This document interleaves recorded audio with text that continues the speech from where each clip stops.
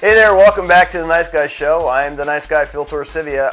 My new book just dropped last week. It was on, I think, Wednesday, February. It's called Nice Knowing You, and it's kind of the same kind of stuff I have going on in these books. It's just funny essays about dating and romance, and we'll get a little bit into that right now, in fact. But first, I want to wish Kathy well. My co-host, Kathy McLaughlin, just had breast augmentation surgery, and she's been texting me and telling me she's doing great. She's a little groggy, but Kathy, we can't wait to have you back. Yeah, so let's get into relationships a little bit. We're going to lay off him first. Why are we looking at me? Because you're the girl. You're the only sensible one amongst us here. Yeah, great. Yeah, so the whole dating thing. I've actually started dating someone too. So let's talk about you. Is it supposed to be ladies first? Well, we always have a great conversation on the way down here every time, and it's usually around relationships and everything. So we were just talking about how I started seeing a girl about 2 weeks ago, and I like her. And what we talked about is the case where, now you're married, so this is different for you, but I'm sure you can relate to it. The case where if you start seeing someone and there's a lot of attraction, but you don't see it going anywhere, you'll try to sleep with them pretty quickly. You know, because that's kind of like that's where you want to experience it, right? And then move on. Right, you're like, this isn't going to go anywhere. We're gonna have sex and hopefully fulfill each of our needs in that area at least. But if it's somebody you like, maybe I'm not the typical guy in this sense. But if it's someone I really like, then what I usually do is try to push off the sex a little bit till you work out the whole relationship, and then that should be a part that enhances the relationship. Well, it's kind of like wine. Right? You don't want to drink it right away. You can drink it right away. You got to let it breathe. Juice, but you want it to mature a little bit so it actually tastes a lot better. So you can appreciate it for all of its flavors. Yeah. Right. There you go. See? See, but the bad side of it is the person you're with might think that there's something wrong with you. Like, why aren't you have libido problems? Why aren't you all over me? Do I have to be more sexy, or aren't you attracted to me? That kind of thing. Mm-hmm. But their insecurities coming out. Very much so. Yeah. Yeah. For sure. Well, no, but I could see, that would. I think women are used to just having guys all over them, so I just think that's going to be, something that will typically happen. Where if a guy's holding back, the girls will be like, "What's going on? Is he, married, gay, with someone currently?" Or maybe we would think that you weren't that into us, probably. Right? See. Yeah, I have my own comments on it. I've been married for 10, 15 years, and that's why I'm not 10, 15, either 10 or 15. Well, married for 10, together for 15. Okay. And I'm not in that game, but the project we talked about, I talked to a lot of people who know about relationships. Yeah. And they say you should really bring it up in the beginning, so there's no false pretenses. A lot of people get in relationships too deep into it, where they have false pretenses on both sides. Right. And it's, I think, 3-4 weeks into it, hey, I'm going to let you know, I'm not gay. I love you. I want to be with you. But, I want to actually nurture this relationship. I think a lot of women appreciate that, instead of some guy just trying to jump in there and get it done. For sure. I mean, if you're communicating it, of course the woman's going to appreciate that. I mean, I think a man would too. Right. But oftentimes you'll come across the fact that the guy doesn't want to say anything because he feels a little awkward communicating something like that. Right. And I think that's when a woman may feel a little bit insecure, or is he really that into me? Or, it becomes mixed messaging. Right. I want to see you all the time, but I don't want to touch you. Right. Yeah.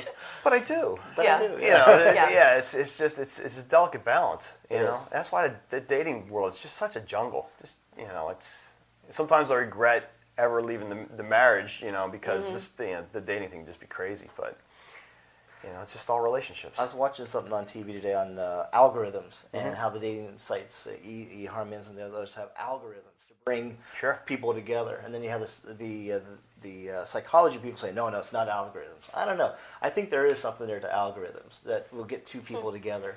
Yeah, well, eHarmony is the one that really, they ask you a million questions and they claim that that's how they hook you up. I don't know. I'll tell you what I definitely know about Match.com, and people are going to hate me for saying the secrets, but because I've been on there numerous times, and what always happens is when you cancel your membership, first of all, they try to do everything they can to keep you, obviously, but then you start getting emails saying, look at these beautiful women that are all into you, and all they're doing is saying, what's going to be the easiest way to get this guy to sign up again? I'm going to send him pictures of these, the women that are selected and looked at the most on the site. And then, if you're foolish enough, not that I've ever done this, if you're foolish enough to go and sign up again for them, these women haven't been on that site in, 5-10 years probably, So I was like, oh yeah, they're interested in me? Really? You just got my money and, you bastards. All about marketing. But yeah, that's why I like speed dating the most. We talked about that before. I gotta try that. Yeah. I mean, I love meeting people. Yeah. So I think I gotta That's just the way do to that. do it. Definitely the way to do Well, it. don't they say that women know within the first like 20, 30 seconds of meeting a guy if they think there's actually something there? I will know within the first 5 Yeah. to 20 seconds, You no would doubt. know too. Yeah, Yeah. it's the same thing here. Yeah, I definitely know when my phone's dinging like crazy. Sorry, I shut that off. No, but I definitely know within the first few seconds of meeting someone whether there's any potential there whatsoever. Yeah. Is that the girl you're dating saying, please don't talk about me? Yeah, she's like, will you stop talking about it? What the hell's the matter with you? I didn't mention your name, sweetie. That's all, it's all good. So what is she like skirted the whole thing? She did. She got around it. She didn't want to Let's tell make it about you. No. You're the monkey in the middle. Let's hear it. What's going on? With what? With what? Well, all right, dating-wise. So from a girl's perspective, if you really like a guy, all right, so you go on that first date and you're like, wow, this guy is just, he's the ideal man for me, and I just want to climb him like a tree. He's just great. Yeah. Do you hold back because you don't want to, appear to be slutty, easy? Sexually, I hold back. Yeah. Yeah. And I think it's because when I really like somebody, I actually get a little intimidated, which is so weird for me because, I mean, I meet men all the time and I could talk to anybody for however long and it's not a problem. But I get like a little bit of just like, wow, okay, I really like this person because it doesn't happen very often that I'm like really into somebody. Right. So, yeah, and plus I like the guy kind of taking that man role and kind of being You gotta a little let bit him more do like, it. yeah. Yeah. So, but no, definitely wouldn't sleep with him like very quickly or So you have like a fast. 3-date rule type thing? Yeah, now what's with that? I think that's different East Coast too. I think East Coast is it's No, it's I- three I don't cases have of a beer or rule. I something. kind of just am like wherever life takes us. Yeah. You'll either say yes or no in the moment. That makes sense. But I guess I think 3 don't know. dates is I mean that's early, but it's I can understand. I would say probably 5 to 10 dates would probably be more reasonable, and group dates don't count. Like I said, I've been out of the game for such a long time. Yeah. The rules change. Yeah, I don't know. But if I'm like really into somebody, like it will happen pretty fast. Really? Like the first night. No. Nah, I was just trying to think about. just get hot here. For the fans, like? We were talking about contraceptives a little bit because Michelle picked up one of my books and turned right to the rubbers chapter. I did. How convenient that was.